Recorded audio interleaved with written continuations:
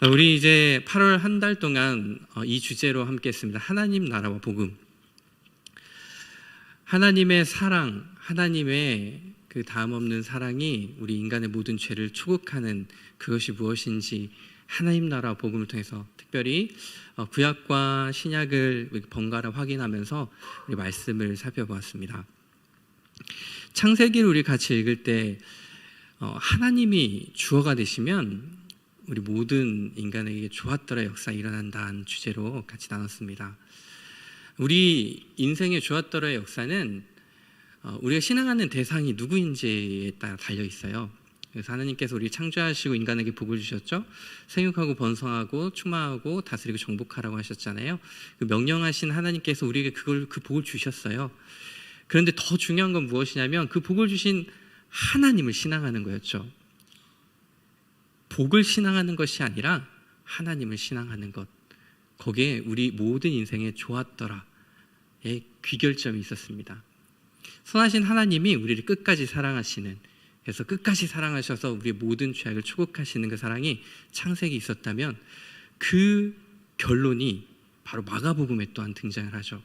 끝끝내 우리는 죄악되고 인간 안에 있는 많은 어두움이 있지만 그 모든 어두움을 밝은 빛으로 바꿔주시는 분이 있었습니다. 그분이 누구셨죠? 바로 예수님이셨죠. 그래서 이제 예수님이 우리의 주어가 되면 우리의 신앙의 대상이 분명한 초점이 예수님이 되시면 어두움인 우리가 빛으로 바뀌게 되는 그런 놀라운 은혜와 역사가 일어났죠. 예수님이 우리에게 오셨습니다. 그리고 우리는 이렇게 고백하죠. 예수님을 주요 그리스도입니다 라고 우리 예수님을 이렇게 고백하죠. 그런데 동시에 그렇게 고백했던 베드로가 예수님을 항변하지 않습니까? 그래서 또한 우리는 우리의 신앙을 잘 점검해 봐야 됐어요. 우리 역시 예수님을 주요 그리스도라고 고백하지만 그 안에 예수님의 십자가와 부활을 거부하고 있지는 않은가? 십자가와 부활 생명, 그것이 예수님 주요 그리스도가 되신 일이거든요. 나의 안녕을 위해서, 나의 잘됨을 위해서 예수님이 그리스도가 주요 그리스도가 되신 것이 아니고요, 십자가와 부활을 통해 하나님 나라를 이 땅에 완성하시기 위해서 예수님이 주요 그리스도가 되신 것이거든요. 바로 그곳에 무엇이 있었냐면 우리 인간의 모든 죄를 초국하는 하나님의 사랑이 있었죠. 그리고 지난주에는 우리가 광야에 있는 교회로 향했습니다. 우리 스데반 집사님이 이 광야 생활을 한 성도들이 있던 곳을 광야 교회라고 하지 않았습니까? 그래서 그 광야 교회의 증인들을 살펴봤어요. 우리 신약으로 예수님이 승천하시고 난 이후에 초대교인들의 받았던 것이 있죠. 그것이 무엇이었죠? 성령님, 성령 충만을 하나님께서 우리에게 주시지 않았습니까? 승천하시면서 약속하시고요. 그런데 그 광야 교회에서도 하나님께서 주신 것이 있었어요. 땅을 주셨습니다. 가나안 땅. 근데 그 땅은 보통 땅이 아니에요. 이 민수기는 광야에서라는 이름이 있죠. 그래서 그 광야 경험을 통해서 이 히브리인들이 무엇을 그 전에 경험했죠? 애굽에서 엄청난 기적들을 경험했잖아요. 그래서 나와서 광야 생활하는 거예요. 그냥 광야 생활을 하는 것이 아니라 하나님이 강권적으로 그들의 죄악을 초국하고 부르셔서 이스라엘 민족으로 향하게 하신 그것을 경험하는 백성들이거든요. 그래서 이제 군사로 정비되는데, 군사로 정비되고 이제 광야 생활하는데 그곳에서 또 원망하고 또 하나님 불평하고 그 가운데 우리의 인간의 한계가 무엇인지 드러나잖아요.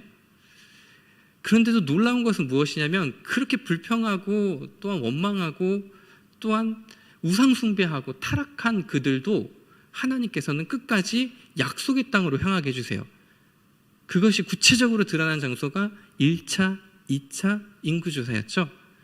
1차, 2차 인구조사 보면은 수가 별로 차이가 나지 않아요. 수많은 죄악을 범죄하면서 불구하고 여러 가지 연병과 그리고 지진 이런 걸로 많은 사람이 죽었지만 사람들이 별로 차이가 안 나요. 한 몇백 명 차이가 안 나거든요.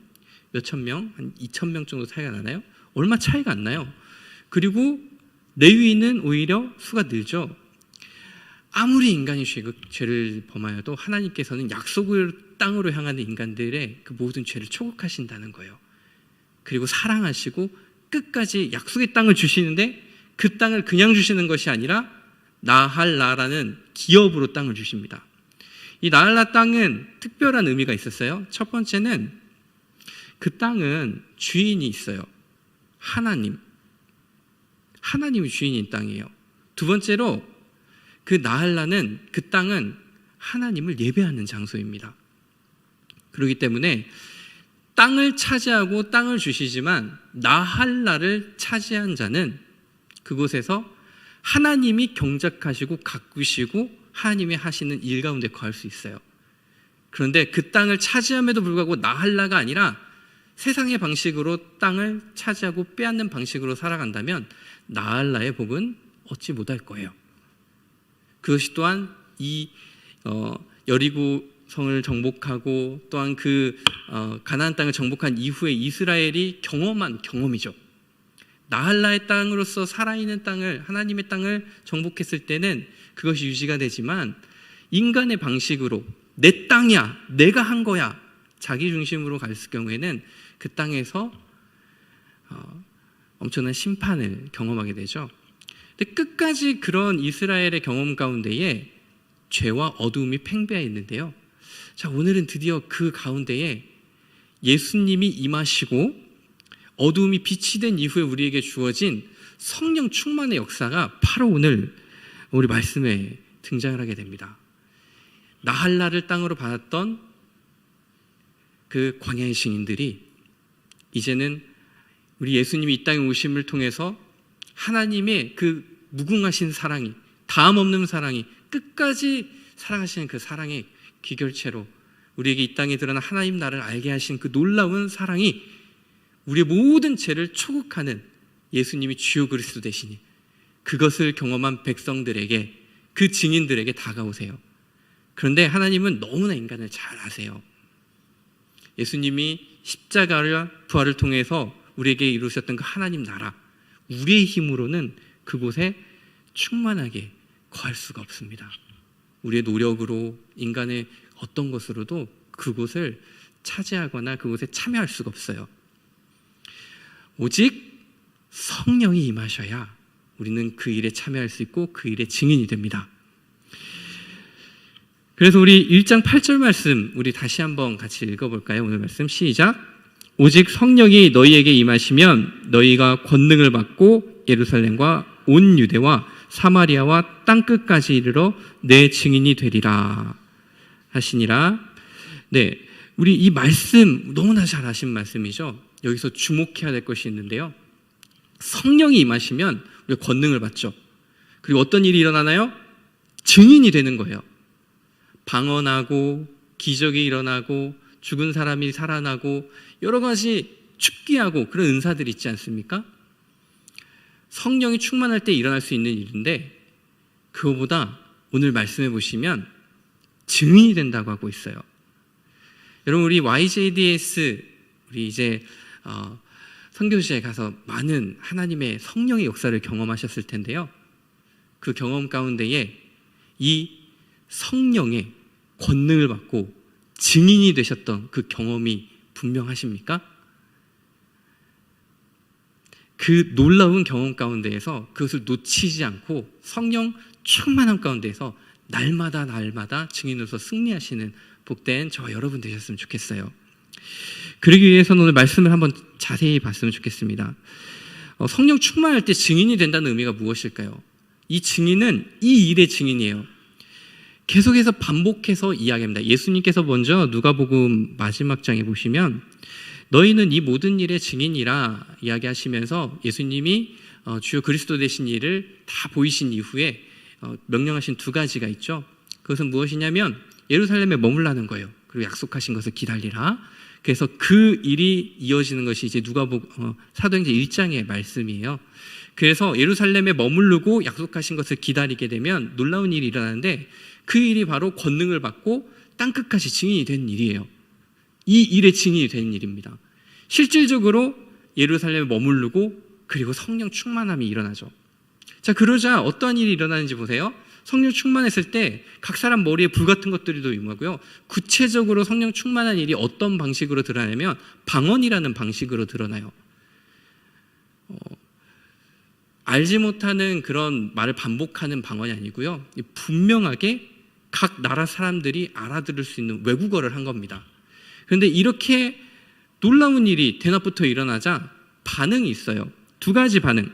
하나는 하나님의 큰 일을 말한다 라는 반응과 또 하나는 낮술 먹었다 라는 반응이 일어난 거죠. 거기서 이제 베드로가 등장해서 설교를 합니다. 그래서 말미에 분명하게 전하는 건 무엇이냐면 회개하라는 거예요. 이 성령 충만한 이 일을 하신 분이 바로 예수님이신데 너희가 예수님을 십자가에 못 박지 않았느냐? 회개하라고 얘기하면서 나는 누구냐면 성령 충만한 나는 누구냐면 바로 예수님의 십자가와 부활의 증인이다 라고 이야기하는 거죠. 이 성령 충만해서 방언하는 이 일의 방점이 찍혀 있는 것이 아니고요. 그 일을 행하신 이가 바로 예수님이시고 그 일을 행하신 성령을 우리에게 보내주신 이가 예수님이시고 나는 이 일의 증인이다. 여기에 방점이 있는 거예요. 두 번째로요. 성전 미문에 안진뱅이가 있어요. 그래서 그를 이렇게 세웠어요. 이렇게 세웠을 때 무슨 이름으로 세우죠? 나사렛 예수의 이름으로 세워요. 그런데 사람들은 나사렛 예수의 이름으로 세웠는데 무엇을 바라보나요? 베드로하고 요한을 바라보죠. 그 일을 행한 사람. 그러자 또 이제 베드로가 설교를 하는 거예요. 이 일 일어난 거, 이 성령 충만해서 이 안진뱅이가 일어난 것은 내가 한 게 아니야. 나사렛 예수의 이름으로 한 것입니다. 이것을 분명히 아셔야 돼요. 근데 그 나사렛 예수, 여러분이 십자가 못 박혀 죽이셨잖아요. 회개하세요. 나는 이 예수님의 십자가와 부활의 증인입니다. 이렇게 설교를 한 거예요. 성령 충만한 일은 안진뱅이를 일으킨 그것은 기적이라는 표징이죠. 더 중요한 방점은 우리가 이 일의 증인으로 서는 거예요. 5장에 넘어가시면 이제 이 사도들이 감옥에 갇히기도 하고 또 이번에는 공회에 섭니다. 대제사장이 물어요. 어떤 일로 무엇으로 지금 이런 일을 행하느냐 하면서 꾸짖으면서 이제 이 모든 책임을 사도들에게 묻게 되거든요. 그때 또한 담대하게 이야기해요. 여러분이 그리고 대제사장 당신이 보는 이 놀라운 성령의 역사가 바로 당신이 죽인 나사렛 예수님이 하신 일입니다. 회개하십시오. 우리는 바로 이 일에 예수님의 십자가와 부활의 증인입니다. 라고 이야기하죠. 성령 충만한 베드로가 이번에는 땅끝까지 나가기 위해서 이방인을 전도를 하는 장면이 나죠. 고넬료. 그런데 고넬료를 전도하는 장면에 보시면 베드로는 아직도 이 복음이 유대인에게만 전해졌다고 생각하고 있었어요. 근데 이 모든 관습과 관행과 자신의 편견을 무너뜨리는 사건을 하나님이 기적적으로 보여주시고 고넬료 가정에 이제 세례를 베풀게 되는 거죠. 사람들은 이야기해요. 그리고 베드로조차 이야기합니다. 이 구원은 유대인에게만 있다. 그런데 하나님은 어떻게 이야기하죠? 성령이 충만한 성령님께서는 이 일이 유대인에게만 있는 것이 아니라 이방인에게도 있다 이야기하시는 거죠. 그러면서 그때 그것을 경험한 베드로가 한 얘기가 있죠. 우리는 이 일의 증인입니다 라고 또한 거기서 설교를 하죠. 여러분 이제 YJDS 훈련 다 마치시고 여러분들에게 남겨줘야 될 것이 있어요. 오늘 간증하시고 여러 가지 하실 테지만 여러분들이 본 여러 기적들 그리고 성령 충만한 뜨거운 그런 현장에서 일어난 일들 그리고 선교사님들 또 거기서 돕는 많은 사람들 많은 경험들을 하셨을 텐데 거기에서 이제 남겨줘야 될 것은 무엇이냐면 예수님이 주요 그리스도가 되신 일 이것이 빛나야 돼요. 그리고 이제 주어진 삶 가운데에서 날마다 십자가와 부활의 증인으로 살아가는 것 그것이 성령 충만의 표시입니다. 자 그리고 두 번째로 성령 충만할 때 박해가 일어나요. 성령 충만하면 좋은 일만 일어날 것 같지만 성경에 보시면 인간적인 일이 거기에 많이 드러나거든요. 성령 충만할 때 먼저 이제 예루살렘에서 교인들이 유무상통하죠. 서로 소유를 내 것이라 여기는 사람이 없었어요. 그런데 시간이 지나고 사람이 많아지자 이제 히브리파와 헬라파 간에 문제가 생기죠. 헬라파, 외지에 있는 과부들이 매일 하는 구제에 빠지는 거예요. 그런 문제가 생기니까 이제 이 공동체에, 성령 충만한 공동체에도 이런 문제가 생겨요. 그래서 기도하는 이 공동체가 어떤 결론을 이루게 되냐면 7 집사를 세우게 되는 거예요. 그래서 구제하고 나누는 일은 7 집사에게 이렇게 조직을 정비를 하는 거죠. 이런 일 역시도 성령께서 하시는 일이에요. 그런데 더 중요한 것은 무엇이냐면 그 7 집사였던 스데반 선교사님, 집사님, 구제하고 이런 일을 하기 위해서 뽑았는데 입에 성령이 충만하여서 예수님의 복음을 증거하시죠. 그러다가 순교하십니다. 여러분, 성령 충만한 사람도 순교할 수 있어요. 이 순교의 장면 잘 생각해 보세요.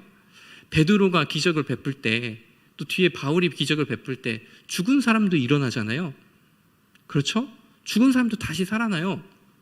그런데 스데반은 박해를 당하고 순교를 해요. 여기 어떤 의미가 있는 것인가? 성령 충만해도 박해가 있을 수 있어요. 그런데 이 박해를 통해서 어떠한 일이 일어나는지 오늘 나눠드린 유임을 보시면 이렇게 되어 있어요. 사울은 그가 죽임을 당함을 마땅히 여기더라. 그날에 예루살렘에 있는 교회에 큰 박해가 있어 사도 외에는 다 유대와 사마리아 모든 땅으로 흩어지니라. 이 박해를 기점으로 해서 우리 1장 8절에 읽은 말씀 있죠? 성령이 임하면 어떻게 되죠? 온 유대와 사마리아 땅까지로 내 증인이 되리라. 그 일이 일어나는 거예요. 이 박해를 통해 사도 외에 그 많은 수만 명의 사람들, 예루살렘에 모였던 성령 충만한 사람들이 이제 온 유대와 사마리아 흩어지게 됩니다. 그리고 난 다음에 이제 그 9장 21절에 보시면 사울이 회심한 이후에 이 모든 일을 이렇게 결론 짓고 있어요. 그리하여 온 유대와 갈릴리와 사마리아 교회가 평안하여 든든히 서가고 주를 경외함과 성령의 위로로 진행하여 수가 더 많아지니라. 우리가 눈으로 보기에는 박해고 순교이고 그리고 우리가 보기에는 어려운 일이지만 하나님께서는 그 모든 일, 성령 충만한 사람들의 박해를 통해서, 고행을 통해서, 섬김을 통해서, 나눔을 통해서 기꺼이 나를 비우고 자기 십자가를 지고 가는 그 사랑을 통해서 하나님 나라를 확장해 가시고 성령 충만할 때 우리가 할 수 있는 일이에요. 그리고 유대와 사마리아를 넘어서 땅끝까지 가는 장면에 보시면 아가보라고 하는 한 선지자가 일어나서 흉년이 든다고요. 정말 흉년이 일어났어요. 그 흉년 때문에 이제 바울과 바나바가 선교 여행을 떠나죠. 그리고 그 뒤에 어떤 일이 있냐면 헤롯이 박해를 해요. 그리고 또한 야고보가 순교를 하고 베드로가 옥에 갇혀요. 이런 박해를 통해서 교회는 더욱더 견고하게 흥황하게 되고 복음이 전파됩니다. 결론적인 말씀은 여기 12장 마지막 부분에 있는 말씀인데요. 하나님의 말씀은 흥황하여 더하더라. 바나바와 사울이 부조하는 일을 마치고 마가라 하는 요한을 데리고 예루살렘에서 돌아오니라. 그러면서 이제 13장으로 바로 넘어가는데 여기서부터 이제 바울의 선교 여행, 여러분이 하셨던 그 선교 여행이 등장을 합니다. 바울의 선교 여행을 그냥 저는 한 단어로 이야기하자면 고난인 것 같아요. 고난, 십자가. 자기 몸에 예수님이 존귀하게 되는 것, 나에게 예수님이 가장 존귀하게 되는 것, 그것을 위해서 내 생명조차도 기꺼이 내줄 수 있는 사역, 내 생명보다 더 중요한 복음, 십자가 부활에 증인된 일, 그 일이 바로 바울의 선교 여행이었죠. 그렇게 땅끝까지, 로마에 이르기까지 복음이 전파되고 이 박해는 성령 충만한 자들이 뚫고 넘어가는 일입니다. 그리고 바로 이제 사도행전 마지막 장 마지막 절에 보시면 바울이 온 이태를 자기 셋집에 머물면서 자기 오는 사람을 다 영접하고 하나님의 나라를 전파하며 주 예수 그리스도에 관한 모든 것을 담대하게 거침없이 가르치더라. 이렇게 해서 땅끝까지 복음이 전파되는 것으로 끝나게 되죠. 땅끝까지 이르러 내 증인이 되리라.